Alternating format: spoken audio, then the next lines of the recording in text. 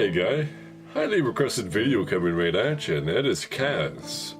Why did you not document your minoxidil beard transformation or progress on YouTube, you buffoon? You absolute moron. Who doesn't do that? Who does not document such an epic transformation? Because as you guys probably know, if you've seen my minoxidil beard transformation, I started with pretty much nothing. And now I have this, which is a little more than nothing, I suppose. I really don't know, guys. I don't know why I didn't. Honestly, for the most part, I didn't know that it was a normal thing to do, right? I watched a few videos on it. I think I learned about minoxidil from Alpha Destiny when I was still watching his channel. I don't really watch his channel anymore, but yeah, I think that's where I learned about it. And I just kind of looked up a couple forums on how to apply it, how many times per day, and I just went all the way until my 8th month where I had pretty much full coverage.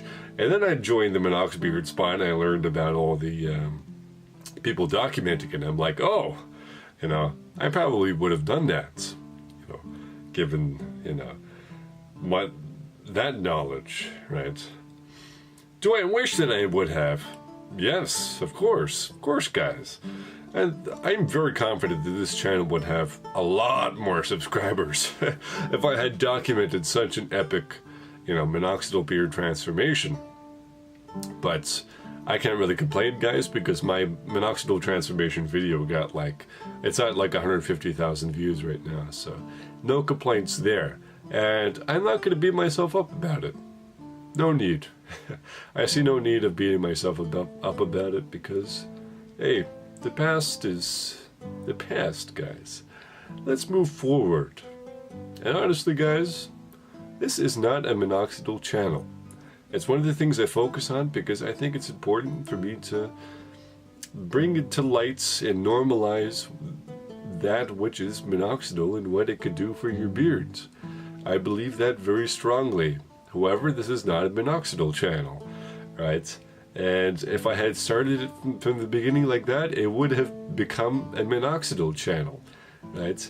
This is a style channel with a focus on beards and minoxidil and, you know, fostering external and internal confidence at the exact same time, right? The external being, of course, optimizing your style and, you know, things like your hair and your beard, things like that, and not only just optimizing them, but finding the styles that suit your centrality, if you will, you know, the essence of your being. And then, of course, the internal, you know, things like my Hazard talks, me just talking to the camera and, you know, talking about the things that I learned and hopefully inspiring you guys to look at things differently and inspiring some sort of internal confidence as well, because you have to foster both to kind of move forward. If you only foster external, if you only foster internal, then, you know, it's not entirely, you know, optimal, right? So that's kind of what I want to do here with this channel. I think minoxidil is great. I owe a lot to minoxidil, but this is not a minoxidil channel. I find the topic limiting, but I will bring it up when I see fit, because I think it's important to talk about it, because it is a reality that it works. It's that simple, guys. And not only does it just work, but for the vast majority of people, it is very safe to use, and you should never feel shame for using it, right? If you ever get shamed for using minoxidil, then I just truly feel sorry. And like, if somebody goes out of their way to shame you for using minoxidil, then I feel sorry for that person that they felt the need to do that. A man that's just trying to improve himself, that is trying to find a style that suits himself better and doesn't want to wait until he's 60 freaking years old to, get that style that he's wanted, that he's wanted ever since he was 12 years old. Right? I think that's just something that a lot of people don't want to do, and I don't think you should feel any shame in wanting it just a little earlier. In fact, some people will never get it unless they apply minoxidil. I think there's maybe a 20% chance that I would have gotten this type of beard at around my late 30s to 40s.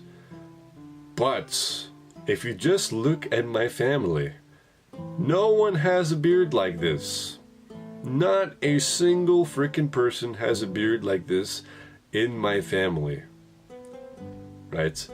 My cousin does, but that's because of his father, who's not related to me in any way, my uncle. He's not related to me, technically.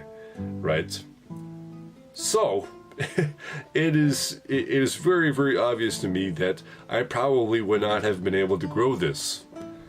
And if I had followed everyone else's advice in the beard industry, just wait until you're 50 million years old, then, well, I would have been very, very disappointed.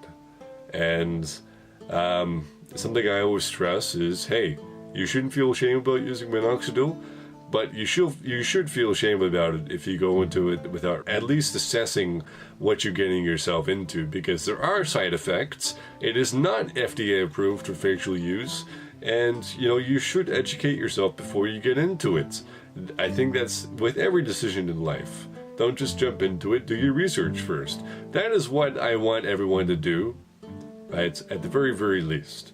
But anything past that, do not feel shamed for using minoxidil, because I think it's a great thing. I owe a lot of my success on this channel to my beard and therefore minoxidil, right? And going forward, I think my beard's going to be a great asset to me in growing my brands and growing my website and growing probably my podcast in the future and a lot of other things that I want to build around the Urban Hussar.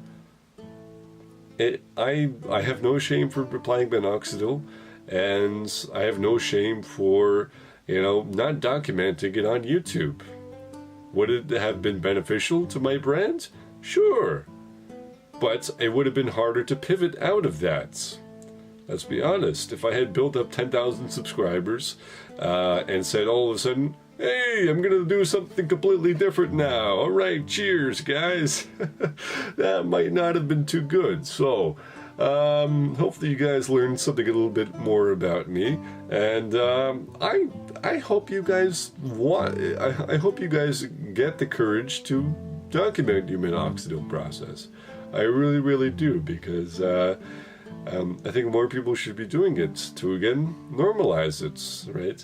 I don't think it should be this taboo thing.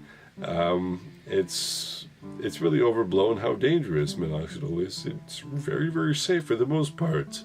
So, bearded warriors of Earth, have a wonderful night.